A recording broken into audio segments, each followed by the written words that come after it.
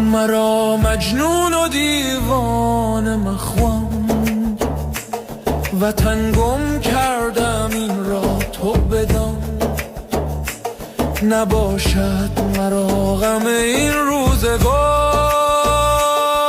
آواره شدیم در جهان من و وطن دار.